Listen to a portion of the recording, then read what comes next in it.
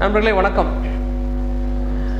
நாம் கம்பராமாயணத்தில் சுந்தரகாண்டத்தில் வருகின்ற சூளாமணி படலம் என்கிற அந்த படலத்தை பற்றி பார்த்து கொண்டிருக்கிறோம்.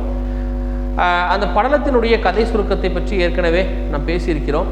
அந்த வகையில் பார்த்தா சீதையை தேடி அனுமன் எங்கே செல்கிறான்? இலங்கைக்கு செல்கிறான். அந்த இலங்கைக்கு சென்று சீதையை கண்டு அவன் பார்க்கும் பொழுது அந்த காட்சி சீதை தற்கொலை செய்து கொள்கின்ற காட்சி.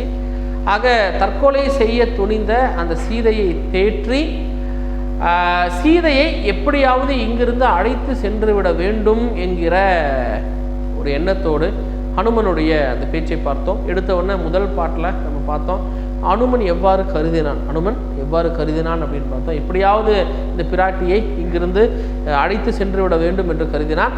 இரண்டாவது அவனுடைய இந்த எண்ணத்தை இந்த வேண்டுகோளாக யார்கிட்ட வைக்கிறான்? சீதை கிட்ட வைக்கிறான்.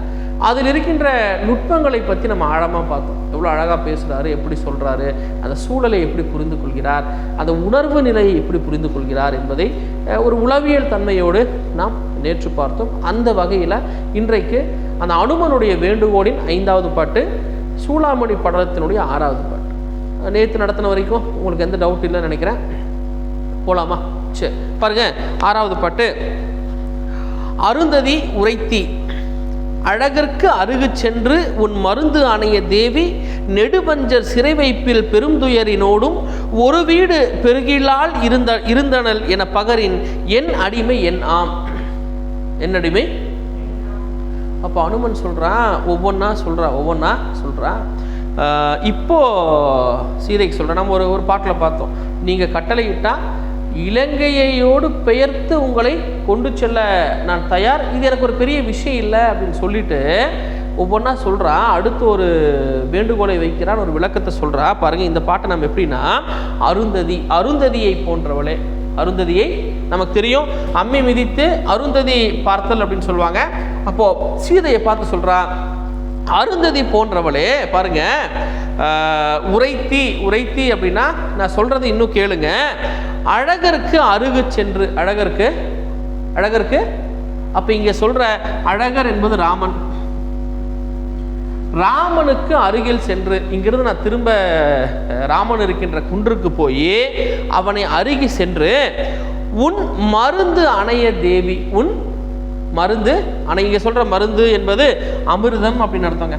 உன்னுடைய அமிர்தத்தை போன்று விளங்கக்கூடிய உன்னுடைய தேவியான சீதை நெடுவஞ்சர் சிறை வைப்பில் பெரும் துயரினோடும். அதாவது இங்கே சொல்கிற வஞ்சர் என்பது வஞ்சக எண்ணம் கொண்டவர்கள். அது என்ன சார் வஞ்சக எண்ணம் கொண்டவர்கள் அப்படின்னா? மனதிலே பழியை கொண்டவர்கள், மனதிலே பாவத்தை கொண்டவர்கள், அவர்களை வஞ்சகர்கள் அப்படின்னு சொல்லுவோம். இப்போ இந்த வரிக்கும் ராவணனுக்கு எப்படி ஒரு பொருத்தம்னா, ராவணனுடைய மனதில் இருக்கின்ற அந்த வஞ்சம் தன்னுடைய தங்கையான சூர்பனகையை மூக்கை அறுத்து விட்டான் என்கிற வஞ்சம். சரியா? அப்போ சொல்றா அவங்க மனசு முழுக்க வஞ்சக எண்ணங்க. அப்போ அவர் சொல்றா நெடுவஞ்சர், சாதாரண வஞ்சம் கிடையாது, மிகுந்த வஞ்சக எண்ணமுடைய அந்த அரக்கர்களுடைய சிறை வைப்பில், அரக்கர்களுடைய சிறையினுடைய வைப்பில் பெரும் துயரினோடும். இங்க சொல்ற துயர் என்பது துன்பம். அந்த சிறை வைப்பில் அவள் பெரும் துன்பத்தை அனுபவித்து, எப்படிப்பட்ட துன்பத்தை அனுபவிக்கிறாள்? எப்படிப்பட்ட துன்பத்தை? பெரும் துன்பத்தை அனுபவிக்கிறாள். ஒரு வீடும் பெருகிடாள். இங்க சொல்ற வீடு என்பது விடுதலைன்னு அர்த்தம். வீடு என்பது விடுதலை. அப்ப அங்க இருக்கிற துன்பத்திலிருந்து ஒரு சிறு விடுதலையை கூட அவள் பெறாதவளாக இருந்தாள். அதில் சார் சிறு விடுதலை அப்படின்னா, ஒரு சில பேர் இந்த தொடர்ந்து டார்ச்சர் பண்றதும்பாங்க. கொஞ்சம் கூட கேப் விடாம, கொஞ்சம் கூட நீங்க நிறைய இடத்துல பார்க்கலாம். தமிழ்ல அங்காடி தெருன்னு ஒரு படம் வந்தது. அந்த அங்காடி தெருங்கிற படத்தில் இந்த டார்ச்சரை நீங்கள் பார்க்கலாம். கொஞ்சம் கூட கேப் விடாமல் அங்கே வேலை செய்கிறவங்கள எப்படி வேலை வாங்குறாங்கங்கிறத ரொம்ப அழகாக ஒரு மாலை வச்சு அந்த படத்தை எடுத்திருப்பாங்க. அப்போ இவர் சொல்கிறான், நான் போய் உன்னுடைய அமிர்தத்தை போன்று விளங்கக்கூடிய அந்த தேவி அவள் மிக பெரும் சிறை வைப்பில் துன்பப்படுகிறாள். அந்த துன்பத்தில் ஒரு சிறிது அளவு கூட, இப்போ ஒரு சில பேர் சொல்லுவாங்கல்ல, மூச்சு விடுறது கூட நேரம் இல்லாமாங்க, மூச்சு விடுறது கூட நேரம் இல்லாங்க. இப்போ அப்படி அவள் ஒரு சிறு விடுதலையை கூட பெறாதவளாக இருந்தால் என பகரின். இங்கே சொல்ற பகரின் என்றால் கூறினாள் அப்படின்னு அர்த்தம். கூறினால் பகர்தல் என்பது எப்படின்னா, ஒரு விஷயத்தை தெரிந்து அந்த விஷயத்தை சொல்வதற்கு பேர் பகர்தல் அப்படின்னு அர்த்தம். பகர் அப்படின்னா நீ பார்த்துட்டு வந்ததை நான் ஒரு விஷயத்தை பார்த்துட்டு வர சொல்லியிருப்பேன், அந்த சொன்ன வேண்டுகோளை ஏற்று பார்த்துட்டு வந்ததை எங்க சொல்றதுக்கு பேர் பகர்வதும்பாங்க, சொல்வதற்கு பேர் பகர்வதும்பாங்க. பகரின் அந்த அனுமன் சொல்றான், என் அடிமை என் ஆம், என் அடிமை. இங்க சொல்ற அடிமை என்பது தொண்டுன்னு அர்த்தம். அடிமை என்பது, அடிமை என்பதற்கு என்ன அர்த்தங்க? தொண்டுன்னு அர்த்தம். என்னுடைய தொண்டு, என்னுடைய தொண்டு என்ன தொண்டு? தொண்டு என்ன தொண்டு? ராமனுக்கும் உனக்கும் நான் செய்கின்ற இந்த தொண்டு ஏதா பயனுடையதா இருக்குமா? பயனுடையதா இருக்குமா? அது என்னால முடியுமா? உன்னை பார்த்துட்டு வர சொல்லி தான் நீ அனுப்புனா, ஆனா நான் திரும்ப போய் ராமகிட்ட போய் நீ இருக்கிற சூழலை சொன்னேன்னா என்னுடைய இந்த தொண்டுக்கு அர்த்தம் இருக்கா? அர்த்தம் இருக்கா? ஒரு முறை சொல்லுவாங்க, மதர் தெரேசா ஃபண்டு கலெக்ட் பண்ண போகும்போது ஒருத்தர் வந்து எச்சில் துப்புனாராம். எச்சில் துப்பும் போது அவங்க என்ன சொன்னாங்களாம், எச்சிலை தொடச்சிட்டு இதை நான் வச்சுக்கிறேன், அந்த குழந்தைகளுக்கு எதை கொடுங்க, நீங்க ஏதாவது கொடுங்க அப்படின்னு கேட்டதா சொல்லுவாங்க.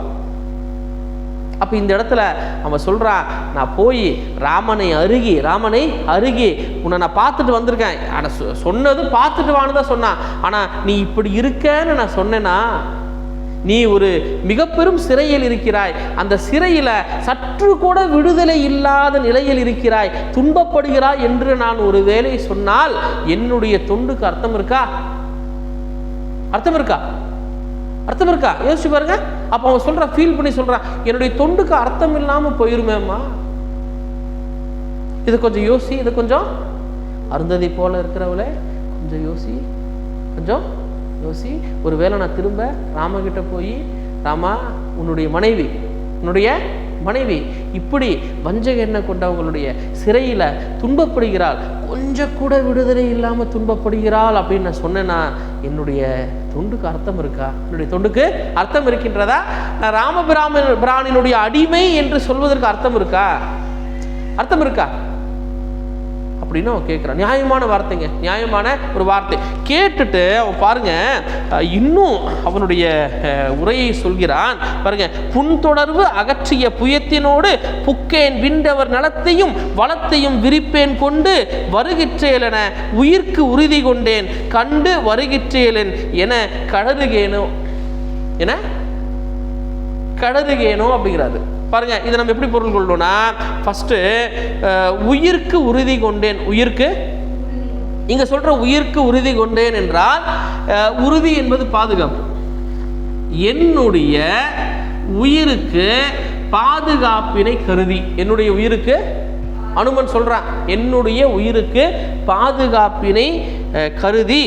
இப்ப ரெண்டாவதா நம்ம எங்க போனோம் அப்படின்னா, இந்த இடத்துல பாதுகாப்பை கருதி புன்தொடர்பு அகற்றிய புயத்தனோடு. புன்தொடர்பு இங்க சொல்ற புன்தொடர்பு அப்படின்னா போர் செய்யணுங்க. போர் செய்தால் புண்ணாகாம போர் செய்ய முடியுமா?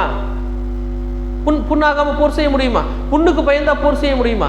அப்போ என்னுடைய இந்த புண்ணுக்கு பயந்து போரினால் நம்முடைய உடம்பில் கிடைக்கின்ற அந்த விழுப்புண் அப்படின்னு சொல்லுவாங்க. இந்த விழுப்புண்ணிற்கு அதனுடைய தொடர்பை அகற்றி, அதனுடைய தொடர்பை அகற்றினா தொடர்பை விளக்கி புயத்தினோடு அப்படின்னா தோள்களோடு, புயத்தினோடு அப்படின்னா இப்போ இங்கிருந்து நான் போறேங்க, யாரை பார்க்க போறேன்? ராமனை பார்க்க போறேன். போகும்போது என்னுடைய உடம்பெல்லாம் அடிபடாமல் இருக்குன்னு வச்சுக்கோங்க. நான் எப்படி போனேன்னு அப்படியே வந்தேன்னா அப்போ அவனுக்கு என்ன தோணும்? போனவன் என்ன செய்யல இவ்வளோ விஷயத்த சொல்கிறேன். அப்போ அவனுடைய மனசில் என்ன வரலாம்? போனவன் சும்மா வந்துட்டானே, உன்னால முயன்ற ஒரு போர் எங்கே செஞ்சுருக்கலாம்?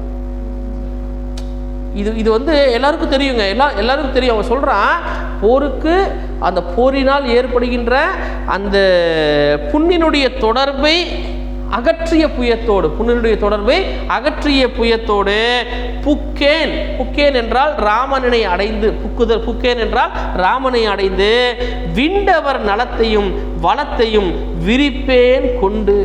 இங்க சொல்ற விண்டவர் என்பது யாரு அப்படின்னா பகைவர் அர்த்தம். ராமன் கிட்ட அங்க போய் பகைவர்களுடைய நலத்தை பற்றியும், எதை பற்றி? அவங்க வந்து எவ்வளோ நலமாக இருக்காங்க தெரியுமா, அவர்களிடம் இருக்கின்ற செல்வங்கள் தெரியுமா என்கிற நலத்தை பற்றியும் வளத்தையும், வளம் என்பது இந்த இடத்துல இங்கே சொல்ற வளம் என்பது வலிமைன்னு அர்த்தம். எது வளம் என்பது வலிமையும் விரிப்பேன் கொண்டு. விரிப்பேன் என்றால் நான் விரித்து பேசுவேனா?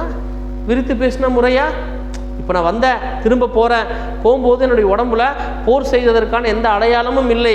அப்படி நான் போய் நின்று என்னை ராமன் பார்த்தா என்ன நினைப்பான்?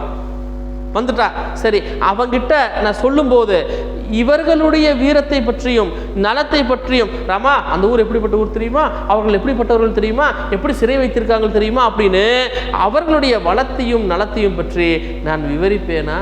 விவரிக்கிறது முறையா? முறையா? யோசிச்சுப்பார், என்னுடைய நிலைமையில் என்ன யோசிச்சுப்பார். சொல்லிட்டு இன்னும் சொல்றாங்க பாருங்க, அவன் சொல்றான் விரிப்பேன் கொண்டு வருகிற்றேலென. கொண்டு வருகிற்றேலென அப்படின்னா நான் சீதையை மீட்டு கொண்டு வருகின்ற வல்லமை இல்லாதவன். கொண்டு வருகின்றேன். யாரைய மீட்டு கொண்டு வருகின்ற? யாரைய? சீதைய மீட்டு கொண்டு வருகின்ற அந்த வல்லமை இல்லாதவன் என கண்டு வருகின்றேன் என. கொண்டு வரதில்லைங்க, பார்த்துட்டு கூட வருகின்ற ஆற்றல் இல்லாதவன் என கடறுகேன. இங்க சொல்ற கடறுதல் என்றால் பொய் சொல்வதுன்னு அர்த்தம். என்ன அர்த்தம்? அவ சொல்றா, நான் ஒருவேளை நாங்கள் போய் நின்னேன்னா இந்த ராமன் என்னை பற்றி ஒரு மிகப்பெரிய நம்பிக்கையோட அனுப்பியிருக்கா. நான் அங்கே போய் என்னுடைய உயிரை பாதுகாப்பதற்காக, எதை பாதுகாப்பதற்காக? என்னுடைய உயிருக்கு உறுதி கொண்டு பாதுகாக்கிறதுக்காக நான் திரும்ப புண்ணில்லாமல் நான் போனேன்னா ராமன் என்ன நினைப்பா? இவனுடைய உயிரை பாதுகாத்து இவன் வந்திருக்கா அப்படின்னு தான் நினைப்பா. ஒன்று போய் கேட்கும்போது நான் இவர்களுடைய நலத்தையும் வளத்தையும் பற்றி சொல்வேனா? ஒருவேளை நான் இப்படி வந்ததை பார்த்து அவனே கண்டுபிடிச்சிருவா. யார் கண்டுபிடிச்சிருவான்? ராமனே கண்டுபிடிச்சிருவான். இவன் வளமா இருக்கா, நலமா இருக்கா, அதனால தான் வந்துட்டான்னு கண்டுபிடிச்சிருவா.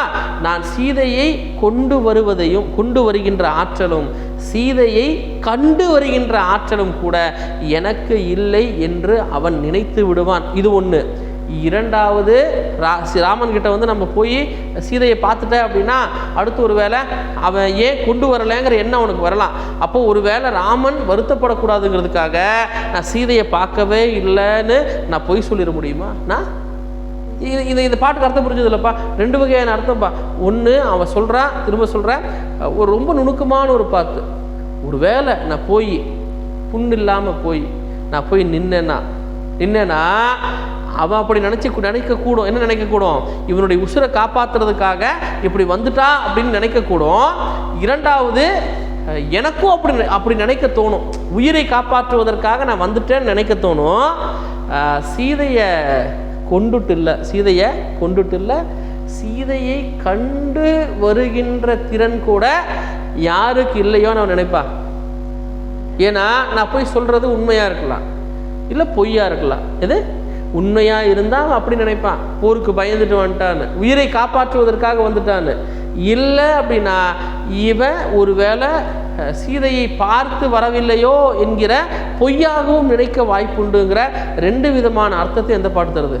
இந்த பாடல் நமக்கு தருகிறது. பாட்டு புரிஞ்சுதுல்லப்பா? திரும்ப சொல்கிறேன். அதாவது என்னுடைய உயிரினுடைய உறுதியை பாதுகாப்பதற்காக, என்னுடைய உயிரை பாதுகாப்பதற்காக போரிடும் போது ஏற்படுகின்ற அந்த விழுப்புண் இல்லாமல் ராமனிடம் நான் சென்று நான் பேசும்போது அந்த அரக்கர்களுடைய வளத்தை பற்றியும் நலத்தை பற்றியும் நான் விவரிப்பேனா? நலத்தையும் வளத்தையும் பற்றியா நான் சொல்ல முடியும்? போய் எது நலத்தையும் வளத்தையும் பற்றியா போய் நான் சொல்ல முடியும்? சொல்லிட்டு அவன் சொல்கிறான், சீதையை கொண்டுட்டு வர இல்லை, அவளை கண்டுட்டு வருகின்ற திறமை கூட இவனுக்கு இல்லைன்னு நினைப்பா.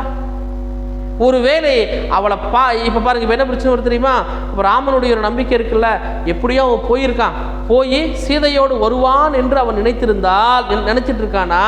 நான் போய் இல்லை ராமா, அவளை நான் பார்க்கவும் இல்லை, அவளை நான் கொண்டுட்டு வர இல்லை, பார்க்கவே இல்லை என்று பொய் சொன்ன மாதிரி ஆயிராதா? பொய் சொன்ன மாதிரி ஆயிராதா? தாயே கொஞ்சம் யோசிங்கிற, கொஞ்சம் கொஞ்சம் யோசிங்கிற. அம்மா நான் திரும்ப என்னுடைய ராமகிட்ட போய் நின்னா என்னுடைய உசுரை காப்பாற்றுறதுக்காக போரிடாமல் வந்த இந்த உடம்போடு வந்திருக்கா அப்படின்னு ராமன் நினச்சிடுவான். ரெண்டாவது, இவ சீதையை கொண்டு வர இல்லை, கண்டு வரக்கூட இவனுக்கு லாய்க்கு இல்லைன்னு யார் நினச்சிடுவான்? நினைக்கக்கூடும். இரண்டாவது, எனக்கே அப்படி நினைக்க தோணும். எனக்கே அப்போது நான் சீதையை பார்க்கல அப்படின்ட்டேன்னா இந்த பிரச்சனை வராதுல்ல. எந்த பிரச்சனை வராது? ஏன் கொண்டுட்டு வரல, ஏன் என்னங்கிற பிரச்சனை வராதுல்ல. அப்போ இந்த குற்ற உணர்விலிருந்து தப்பிப்பதற்காக நான் சீதையை பார்க்கவில்லை என்று என்னால் பொய் சொல்லிட முடியுமாங்கிறான். பொய் சொல்ல வாங்குறான். யாரை பார்க்கலன்னு பாருங்க. இந்த பாட்டுக்குள்ள இத்தனை விஷயங்க. இது எல்லாத்தையும் நீங்க ஆழமாக பார்த்தால் இது அத்தனையுமே உளவியல் பார்வையோட பாருங்க. இந்த வரியே அந்தங்க பாருங்க. கண்டு வருகிற்றேன், கண்டு கண்டு புரிஞ்சுதா? இந்த பாட்டு புரிஞ்சுதாப்பா? புரிஞ்சதில்ல? சரி, சொல்லிட்டு அவன் சொல்கிறான் பாருங்க. திரும்ப அப்படியே சொல்லிட்டு கொஞ்சம் ஒரு பூஸ்டாக ஒரு விஷயத்த சொல்கிறா. இருக்கும் மதில் சூழ் கடி இலங்கையை இமைப்பின் உருக்கி எரியால் இகல் அரக்கனையும் ஒன்றா முறுக்கி நிருதன் குலம் முடித்து வினைமுற்றி பொறுக்க அகல்க எண்ணினும் அது இன்று புரிகின்றேன். அது இன்று பாருங்க. இப்போ இந்த ஒரு சில பேர் ரொம்ப சோகத்தில் இருப்பாங்க. சோகத்திலிருந்து வருத்தப்பட்டப்புறம் திடீர்னு ஒரு ஆக்ரோஷம் வரும். திடீர்னு ஒரு ஆக்ரோஷம் வரும். சொல்கிறான் இந்த பாட்டு பாருங்க எப்படி பொருள் கொள்ளணும்னா, மதில் சூழ் கடி இலங்கையை இருக்கும். மதில் சூழ் இங்கே சொல்கிற மதில் அப்படின்னா உங்களுக்கு தெரியும், மதில்களால் கோட்டை சுவர்களால் சூழப்பட்ட கடி என்பது பாதுகாப்பு. பாதுகாப்போடு கூடிய இலங்கையை, பாதுகாப்போடு கூடிய அந்த இலங்கை முழுக்க எதனால் சூழப்பட்டிருக்கான்? மதிலால் சூழப்பட்ட பாதுகாப்போடு கூடிய அந்த இலங்கை, அந்த இலங்கையை பாருங்க. இலங்கையை இமைப்பின் எது இமைப்பதற்குள்ளாக எரியால் உருக்கி, எரியின நெருப்பால உருக்கிங்கிறான். ஏன் சார் அப்படின்னா, இலங்கை நகரம் முழுக்க பொன்னால் ஆனதான். எதனால் ஆனதான்? அப்ப பொண்ணை எரிக்க முடியுமா? பொண்ணை என்ன பண்ணி ஆகணும்? உருக்க தான் முடியும். பாருங்க ஒரு நுட்பம் பாருங்க. இமைப்பின் எரியால் உருக்கி இகல் அரக்கனையும் ஒரு வார்த்தை பயன்படுத்துறாரு. என்ன வார்த்தை? இகல் அரக்கன். இங்க சொல்கின்ற இகல் அரக்கன் என்பது ராவணன். யாரு? இகல் அரக்கன் என்பது ராவணன். இங்க சொல்ற இகல் என்பது மாறுபாடுடைய தன்மை கொண்ட. இகல் என்றால் மாறுபாடுடைய தன்மை கொண்ட. அப்ப இகல் அரக்கன் யாரு? ராவணன். மாறுபாடுடைய தன்மை கொண்ட அந்த இகல் அரக்கனையும் ஒன்றாக முறுக்கினா, இந்த இலங்கைய உருக்கின கையோடு அவனை முறுக்கி என்றால் அடித்து, யாரை அடித்து? ராவணனையும் அழித்து பாருங்க. ஒன்றா முறுக்கி நிருதன் குலம் முடித்து. இது இங்க சொல்ற நிருதன் என்பதற்கு அரக்கர் அப்படின்னு அர்த்தம். அரக்கர் குலம் முழுவதையும் அடித்து, அரக்கர் குலம் முழுவதையும் சொல்ற தாயே, இமைக்கிற நேரத்துக்குள்ள இந்த நகரம் முழுக்க எரித்து, இல்லைங்க, நகரம் முழுக்க எரியூட்டி உருக்கி ராவணனையும் கொண்டு, அவன் எப்படிப்பட்ட அரக்கனா? இகல் அரக்கரான ராவணனையும் அழித்து ஒட்டுமொத்த அரக்கர் கூட்டத்தையும் அழித்து வினைமுற்றி பொறுக்க அப்படின்னா இங்கு வந்த செயலை நிறைவேற்றி, வினைமுற்றி என்பது வந்த செயலினை நிறைவேற்றி பொறுக்க என்றால் விரைவாக அர்த்தம். பொறுக்க என்றால் விரைவாக, விரைந்து பொறுக்க அகல்க எனினும், இங்க சொல்ற அகல்க அப்படின்னா இந்த இடத்திலிருந்து நீ உடனே நாம் செல்வோம் என்று எனினும் என்று நீங்கள் சொன்னாலும் அது இங்கு புரிகிறேன். அது இங்கு நீங்க அப்படி சொன்னா அதையும் கூட எங்க செய்வேன்? போன ஒரு பாட்டில் பார்த்தோம், கட்டளை இடுங்க அப்படின்னா. இந்த பாட்டில் சொல்றான், தாயே, ஒருவேளை நீங்க ஒரு கட்டளை இட்டால், நீ வந்த வேலையை முடிச்சுட்டு இங்கிருந்து கிளம்பு, இங்கிருந்து நம்ம போலான்னு ஒரு கட்டளையிட்டா நான் எதுக்கு தயார்?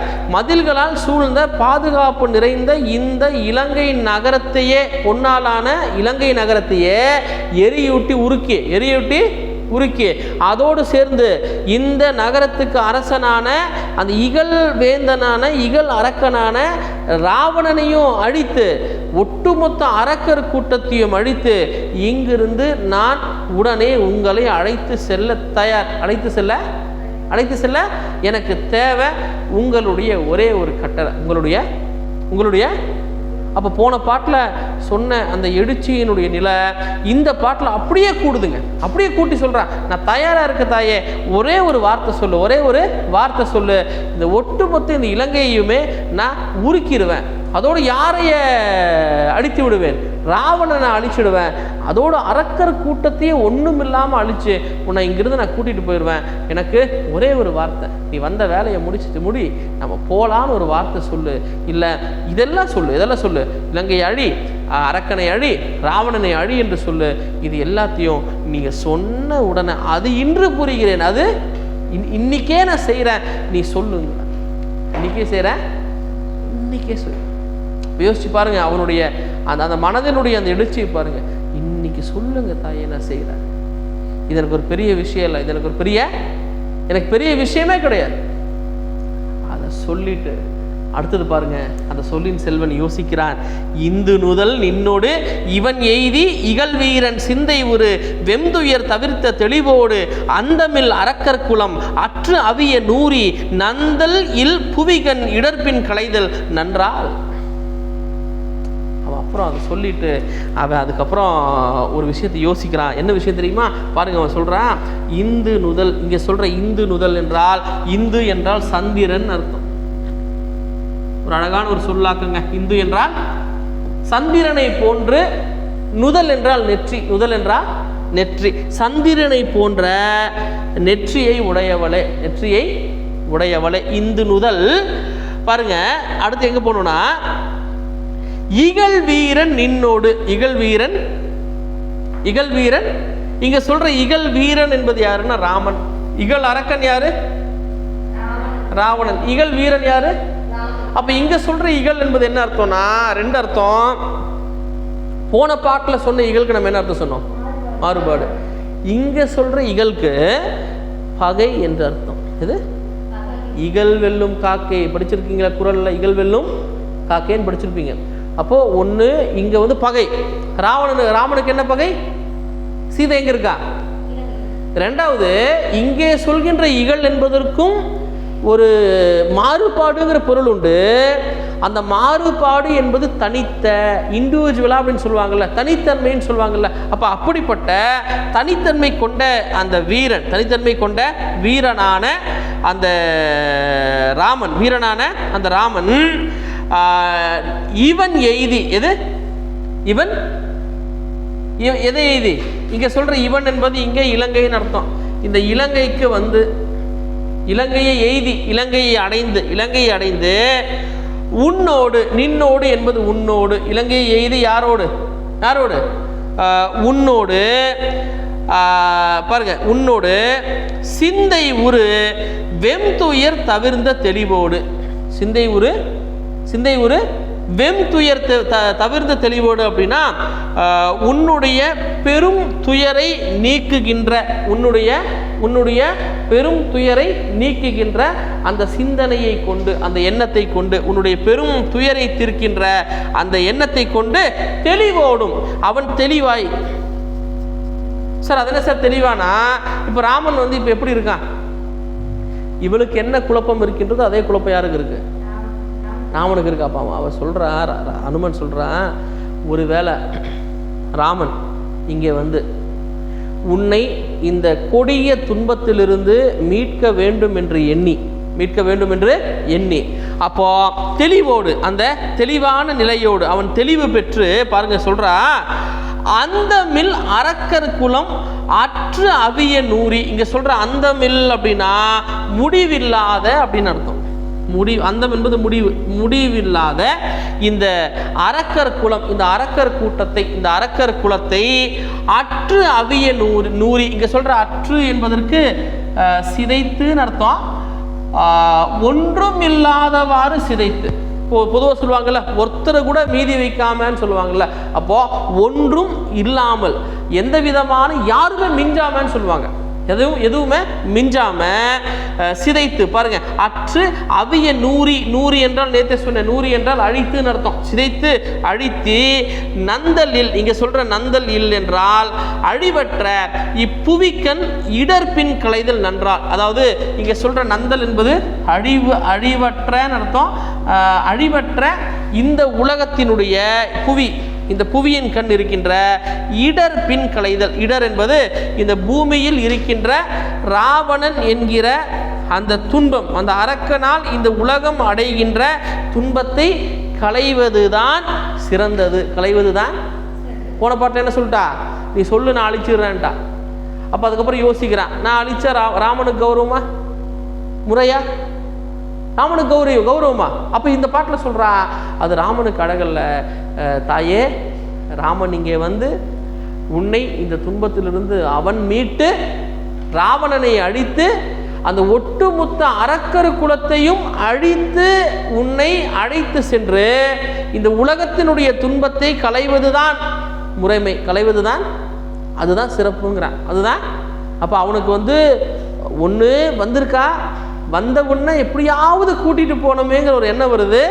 அதே நேரத்தில் அவனுக்கு அவனுடைய தலைவன் கூட சொல்ல முடியாதுங்க, அந்த தலைவனை விட மேலே அந்த இறைவனுடைய பெருமையும் முக்கியம். அப்போ இந்த பாட்டில் அவன் சொல்கிறான், அம்மா நீ வந்து எப்படிப்பட்ட நுதல் கொண்டவளா, எப்படிப்பட்ட நுதலா, சந்திரனை போன்று விளங்குகின்ற நெற்றியை கொண்டவளே, உன்னை தேடி ராமன் இங்கே வந்து நீ அடைந்த இந்த துன்பத்திலிருந்து உன்னை போக்க வேண்டும் என்று எண்ணி அந்த தெளிவோடு ராவணனை அழித்து ஒட்டுமொத்த அரக்கர் குலத்தையும் ஒன்று விடாமல் அழித்து இந்த உன்னை மீட்டு இந்த பெரும் உலகத்தில் அந்த உலகம் இந்த ராவணனால் அடைந்த துன்பத்தை நீக்குவதுதான் சிறந்தது, நீக்குவதுதான் சிறந்ததுன்னு சொல்கிறான். சரி சொல்லிட்டு அப்போ மனசு கேட்கு. அப்போ சின்ன குழந்தைங்க திடீர்னு சளி பிடிச்சிருக்கோம், இந்த ஐஸ்காரன் வருவான், வந்தால் ஐஸ் வேணாம் அப்படின்னு சொல்லுவோம். அப்போ கொஞ்சம் அந்த சளியினுடைய தாக்கம் இருக்கிற குழந்தை ஸ்டார்டிங்கில் வேணான்றோம். அதுக்கப்புறம் நேரம் ஆக ஆக இந்த ஐஸ்கார் அப்படியே கிளம்பும்போது அந்த குழந்தை அடம் பிடிக்கும், வேணும் அப்படின்னு. அப்போ இந்த அனுமனுடைய கதை அப்படியே தான் சொல்கிறான். அவனை வந்து அவனாலேயே கண்ட்ரோல் பண்ண முடியலைங்க, இந்த உணர்வினுடைய விளிம்பில் இருக்கான். இப்போ கடைசியாக இந்த வேண்டுகோளுடைய கடைசி பாட்டு பாருங்க, அவன் சொல்கிறான், வேறு இனி விளம்ப உளது அன்று விதியால் இப்பேறு பெற என்கண் அருள் தந்தருளு பின்னே ஆறுதுயர் அம்சொல் இளவஞ்சி அடியேன் தோளேறு கடிது என்று தொழுது இன்னடி பணிந்தான். திரும்ப எங்கே வந்து நின்ட்டா பாருங்க, திரும்ப எங்கே வந்து நின்றா பாருங்க. இதை நம்ம எப்படி பொருள் கொள்ளணும்னா, அம்சொல் இளவஞ்சி. அம்சொல் இங்கே சொல்கிற அம்சொல் என்பது அழகான, என்பது அழகுங்க. நம்ம தமிழில் பார்த்துருக்கோம், என்றால் அழகு, அழகான மொழியை பேசக்கூடிய, அழகான மொழியை பேசக்கூடிய இளவஞ்சி என்பது இளம் கொடின்னு அர்த்தம். இளங்கொடி, அழகான மொழியை பேசக்கூடிய இளங்கொடியை போன்றவளே, அழகான மொழி பேசக்கூடிய இளங்கொடியை போன்றவளே பாருங்க சொல்லிட்டு சொல்கிறான், இனி விளம்ப வேறு உளது அன்று. இனி விளம்ப வேறு உளது அன்று அப்படின்னு அவன் சொல்கிறான். இதற்கு மேல் உங்களிடம் கூறுவதற்கு வேறு மொழிகள் இல்லை. வேறு மொழிகள் எல்லாம் பேசியாச்சு, முன்னாடி எல்லாம் பேசிட்டான், வேறு மொழிகள் கிடையாது, இல்லை. ஒரு சில பேர் சொல்லுவாங்கள்ல, சொல்கிறதெல்லாம் சொல்லியாச்சு, வேறு மொழி இல்லை, சொல்லிட்டு அவன் சொல்கிறான். ரைட்டு, இப்பேறு பெற என் கண் அருள் தந்தருளு. தாயே, இந்த பேருனா வரம், பேருனா இந்த வரத்தை நான் பெறுவதற்காக என் கண் இந்த அடியேனான எனக்கு நீ அருள் தந்து அருள்வாய். நீ நீ கொஞ்சம் அருள் புரி, கொஞ்சம் அருள் புரி. பாருங்க, பின்னே அருதுயர் அடியேன் தோள் ஏறு. பின்னே நீ அருள் புரி. நீ என்ன செய்யற தெரியுமா? இந்த அடியேனுடைய, இந்த அடியவனுடைய, உன்னுடைய அடிமையினுடைய, உன்னுடைய தொண்டனினுடைய தோளின் மீது ஏறு. ஃபர்ஸ்ட் சொன்ன பாயிண்ட்டுக்கே வந்துட்டான். எங்க ஏறு? எங்க ஏறு? தோளின் மீது ஏறு, கடிது விரைவாக ஏறு. எப்படி? அவனுக்கு பொறுக்கலைங்க, உடனே எங்க கூட்டு போகணும்? தாய ராமன் எதிரிகளுக்கு பயப்படல. நம்மளா இருந்தா என்ன பயப்படுவான்? எவனாவது வந்துருவானோ பார்க்கறதுக்கு முன்னாடி கூட்டிட்டு போகணுமோன்னு பயப்படுவான். ஆனா அவனுடைய பயம் அது கிடையாது. அவனுக்கு அவங்கள பெரிய விஷயம் தான் சொல்றேன், எனக்கு இதெல்லாம் பெரிய விஷயமே இல்லைம்பா. இவனுக்கு என்னன்னா, இந்த சீதையினுடைய மனமாற்றம் அந்த ஒரு நொடியில, எந்த ஒரு நொடியில, எந்த ஒரு நொடியில, அந்த ஒரு நொடியில் அவளை கூட்டிட்டு போயிடணுமேங்கிறதுக்காக அவன் சொல்றா. இன்னும் பேசுறதுக்கு வேற வார்த்தை இல்லை, எல்லாத்தையும் சொல்லியாச்சு. நீ என்ன பண்றேன்னா, எனக்கு இந்த ஜென்மத்துல இந்த வாய்ப்பு கொடு, இந்த அருளை எனக்கு புரிய. அருளை இவன் எதுக்கு சொல்ற தெரியுமா? இறைவனிடம் அருள் வேண்டும் போது இறைவன் அருளை மறைக்குமா? அவன் கேட்கிறான், இந்த அருள் புரி அப்படின்னு கேட்கும் போது அவள் மறுத்துற மாட்டாள் அப்படிங்கிறதுக்காக நீ உடனே கடிது விரைவாக எங்க ஏறு, எங்க ஏறு? என்னுடைய தோள்ல ஏறு என்று தொழுது, என்று சீதையை தொழுது இன் அடி பணிந்தான். அவளுடைய இன் என்றால் நன்மை, நன்மைன்னு சொல்லலாம், இனிமைன்னு சொல்லலாம். நன்மை தருகின்ற, இனிமை தருகின்ற அவளுடைய அந்த எதையை பணிந்தான், அந்த திருவடியை விழுந்து வணங்கினான், விழுந்து வணங்கினான்.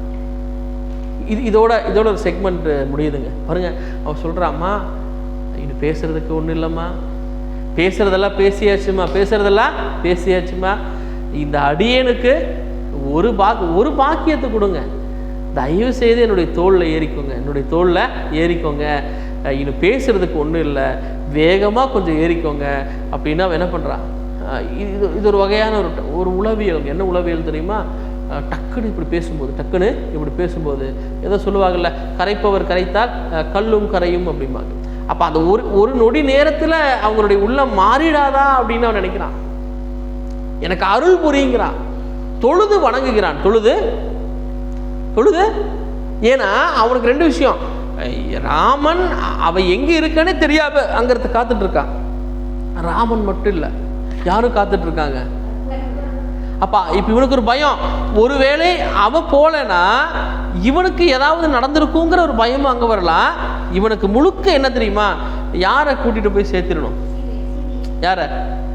ஆமாங்க, சீதையை இப்போ வீட்டில் ரேஷன் கடைக்கு ஒரு காலகட்டத்தில், இப்போ நாங்களாம் சின்ன வயசில் இருக்கும்போது இங்கே ரேஷன் கடைக்கு போய் மண்ணெண்ணெய் வந்திருக்கா பாரும்பாங்க, கெரோசின்.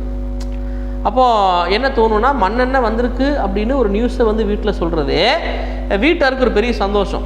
அப்போ நாங்கள் என்ன நினைப்போம், வீட்டுக்கு தெரியாமல் கேனை கொண்டு போய் ஒருவேளை மண்ணெண்ணெய் வந்திருந்தா அப்படியே வீட்டுக்கு ஒரு சர்ப்ரைஸாக மண்ணெண்ணெயோடு உள்ளே வந்தவங்க, இன்னும் வீட்டுடைய சந்தோஷம் என்னாகும்? அது ஒரு பெரிய இதுங்க இருக்கு, ஒரு கெத்து மாதிரி மண்ணெண்ணையோடு வந்துட்டோங்கிறதுக்காக. அப்போ இங்கே அதே ஒரு மனநிலையை இவனோட பொறுத்துங்க. அவன் துடிக்கிறாங்க.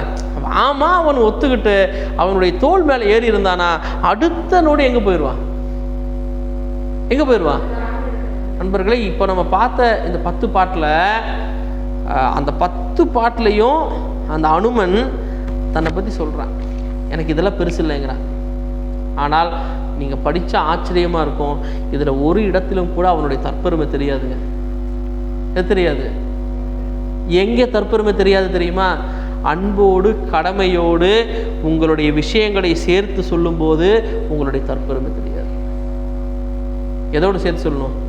அதில் ஒரு அன்பு இருக்கணும், அதில் ஒரு கடமை இருக்கணும். இந்த பாட்டு முழுக்க நீங்கள் கொஞ்சம் இந்த பாட்டை ஆழமாக உள்ளே போனீங்கன்னா, ஒரு யாருனே தெரியாத ஒருத்தன், ஒரு பெண்ணிடம் அப்படிப்பட்ட ஆபத்து நிறைந்த இடத்துல, துணைக்கு யாருமே இல்லை என்று சொல்லுகின்ற இடத்துல ஒரு தற்கொலையை தடுக்கின்ற நபராக, யாரா? ஆமாங்க, ஒரு சூசைடை சேவ் பண்ணுறாங்க. அந்த சூசைடை சேவ் பண்ணி அவனுக்கு அந்த நம்பிக்கையை ஊட்டுகின்ற இது ஒரு மிகப்பெரிய சைக்காலஜி. இந்த கவுன்சிலிங் இருக்குல்ல, இது வந்து கவுன்சிலிங்னு கூட சொல்ல முடியாது. அவன் என்ன சொல்றான்னா, அந்த உண்மையை உணர்த்துவது இருக்குல்ல, உண்மையை உணர்த்துற விஷயம் இருக்குல்ல சொல்றான். சொல்லும்போது இன்னொரு ஆச்சரியமான விஷயம் என்னன்னா, அவனுடைய ப்ளஸ்ஸையும் சொல்றான். ரெண்டாவது, ஒருவேளை இது செய்தால் இதுல இருக்கிற பிரச்சனையை சொல்றான். இது முறையா? யார் வந்து கூட்டிட்டு போறது சிறப்புங்கிறா? ராமன் வந்து கூட்டிட்டு போறது சிறப்புங்கிறான். ஆனா கடைசியை திரும்ப எங்க வந்துட்டான்? ஒரு அழகா நம்முடைய மனசை ரியலைஸ் பண்ற ஒரு பாட்டுங்க. ஒரு மனசு அப்படிதான் தாவும். மனசு அங்கே இங்கே இங்கே நீங்கள் நம்ம கூட கொஞ்சம் யோசிச்சு பாருங்க. ஒரு சில விஷயங்களை செய்ய தோணும் போது கடைசியாக சொன்ன இடத்துக்கே வந்து நிற்கிறது இருக்குல்ல, அது இந்த மனதனுடைய இயல்பு. இது புலம்புறதும்பாங்க. என்ன சொல்லுவாங்க? ஏன் இப்படி புலம்பி தள்ளுறேம்பாங்க. இந்த ஆள் என்ன பண்ணுறான்? சீதை கிட்ட யோசிச்சு பாருங்க. இக்கட்டான சூழல்ல நின்று புலம்புகிறான். இதோட ஒரு பகுதி முடியுது. என்ன பகுதி முடியுது? அனுமன் சீதையிடம் என்னுடைய வேண்டுகோளை வைக்கிறான். அவன் வைத்த வேண்டுகோளுக்கு சீதையினுடைய ரியாக்ஷன் என்னங்கிறத பற்றி நாம் பார்ப்போம். அவங்க இவரை விட அட்டகாசமான யார்? சீதை அனுமனை விட ரொம்ப அட்டகாசமான ஒரு ரியாக்ஷன் தராங்க. அதை பற்றி நாம் அடுத்த வகுப்பில் பார்ப்போம். இந்த வகுப்பை இப்பொழுது நிறைவு செய்வோம். நன்றி.